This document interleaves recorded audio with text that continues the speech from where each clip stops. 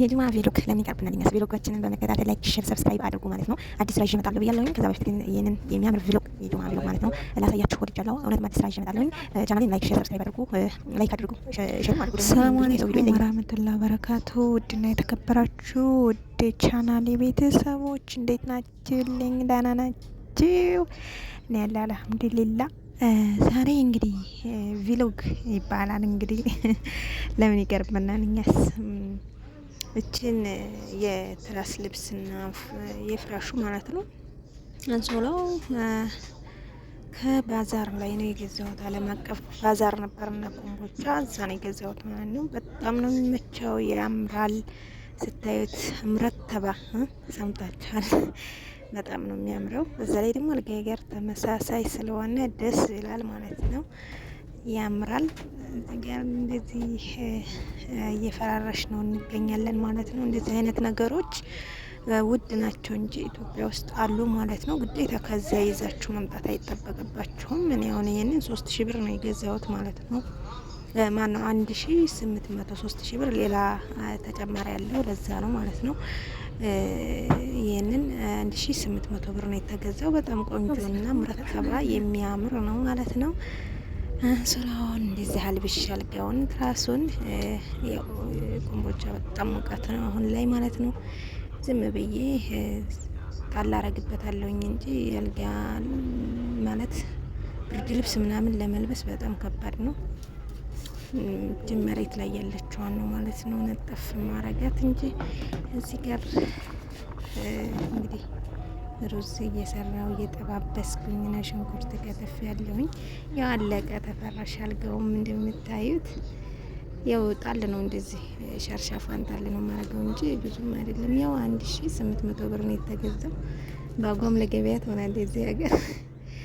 ከዛ እንደዚህ ደግሞ ቤታችን እንግዲህ ስፋቱ ተውኝ ያልኳችሁ በቃ ፈረስ ያስገልባል። እና በዚህ መልኩ ምሳችን እየሰራን ነው ማለት ነው። መግሉባ እየሰራ ነው።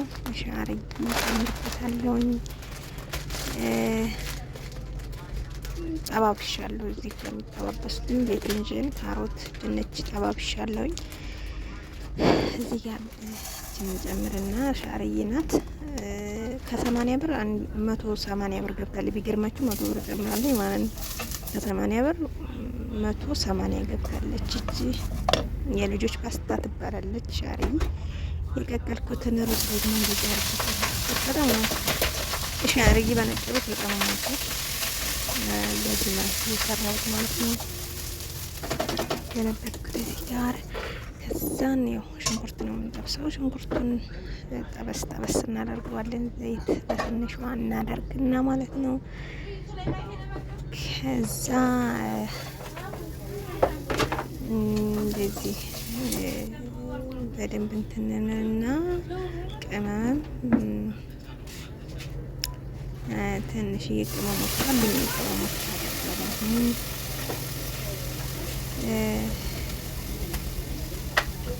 ቅመማ ቅመሞች እንግዲህ ቅመማ ቅመሞች ያው እንደዚህ ውሃ ጠብ እያደረኩኝ ሽንኩርቴን ማለት ነው። እዚህ ጋር እንግዲህ ቤት ስንውል ምግብ መስራት፣ ቤቱን ማፈራረሽ፣ ማጣጠብ ምናምን ስራችንን እንቀጥላለን ማለት ነው።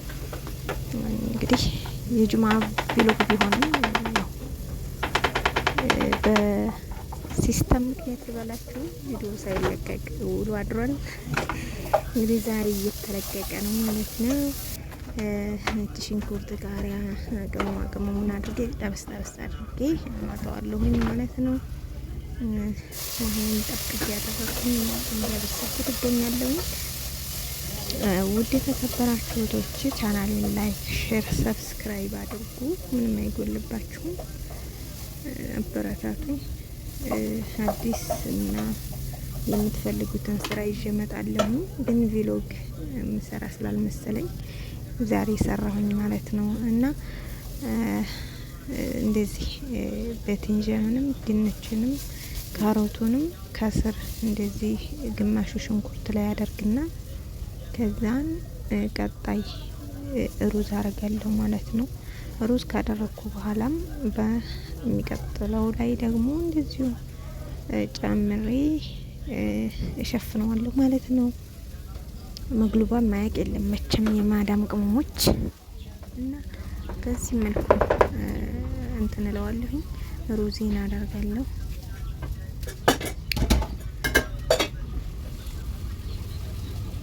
እንደዚህ አድርጌ ሩዜን አደርጋለሁኝ። ውሃ ታደርጋላችሁ የተወሰነ ቂጡ እንዳይዝባችሁ። በእርግጥ ይሄ ብረት ድስት ያሳርራል እንጂ አይዝም። እንደዚህ አድርጌ ያታያችኋት በጣም ነው የምታምረው ሩዟ ማለት ነው። ሻርዬ ወይም ደግሞ የልጆቹ ፓስታ በጣም ነው መልክ የሚሰጠው፣ በጣም ነው የሚጣፍጠው። ደግሞ ስትበሉትም የተወሰነ 10 ደቂቃ 5 ደቂቃ ያክል እንትን ትሉትና ይወጣል ማለት ነው። ሰላጣ ሰርቻለሁ፣ የቲማቲም ሰላጣ። የተወሰነች ደግሞ ይህን ሶስ እጠቀማለሁ ማለት ነው። ጨራረስኩኝ። እዚህ ጋር ሻወር ወስጄ ምናምን ሶላቴን ሳገድኩኝ፣ ዱዓዬንም አደረኩኝ። አልሐምዱሊላህ። እሺ ሰጋግደን ጨረስን ማለት ነው። በመቀጠል ወደ ተሰራው ምግብ ነው የምንሄደው፣ ወደ መብላት ማለት ነው። እዚህ ጋር አላቀላቀልኩም ነበረ። ይሄ ሶስ አድርጌበታለሁ። የቻይናዎቹ ሶስ በጣም የሚጣፍጠው ሶያ ሶስ አደርግበታለሁ። ጨውና ሎሚ፣ ዘይት። ከዛን ሌላ ሶስ ደግሞ እዚህ ጋር ማባያ የሚሆን በሶያ ሶስ የሚሰራ ከቲማቲም በሽንኩርት ሰርቻለሁ ማለት ነው። እዚህ ጋር አደርገዋለሁኝ። ያው እንደምታይ ጠቆር ያለ ሆኖ ነው የወጣው። እንግዲህ እሳት ሲመታው ይጠቁራል። ሶያ ሶስ ሁላችሁም ታውቃላችሁ መቼም አይደል? ከዛም በዚች መልኩ አድርገን እናቀርበዋለን ምሳችንን ማለት ነው።